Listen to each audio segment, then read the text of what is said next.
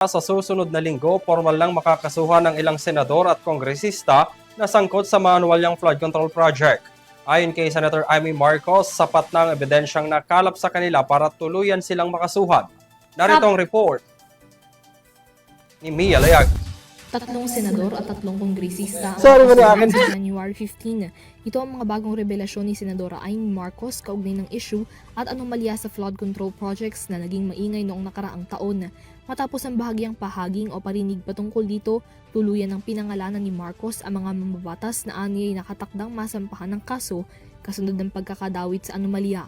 Sa isang pahayag, isiniwalat ni Marcos na ang mga nasabing senador ay sina Jinggoy Estrada, Joel Villanueva at dating senador Ramon Bong Revilla Jr. Aniya, batay sa kanyang kaalaman, kumpleto na umano ang mga ebidensya laban sa mga ito at na maaari ng masampahan ng kaso sa ika-15 ng Enero.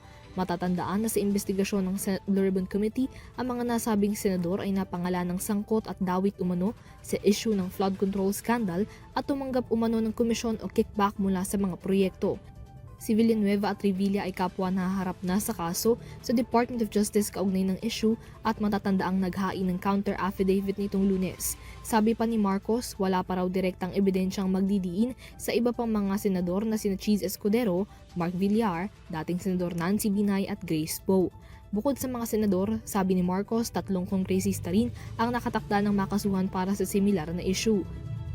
Kabilang narito sina CWS Party List Representative Edwin Gajola, Benguet Representative Eric Yap at ACT-CIS Party List Representative Ed Vic Yap. Kasabay nito, kinwestiyon niya kung bakit tila ang mga miyembro na ng Senado ang nadidiin sa anomalya, gayong nagsimula naman daw talaga ang issue sa House of Representatives at sa House Speaker. Sa kabila ng mga isiniwalat na pangalan, hindi naman kinumpirma ni Marcos kung saan galing ang mga nakuhang impormasyon. Para sa EuroTV News, Mia Layagin, sumasaludo sa bawat Pilipino.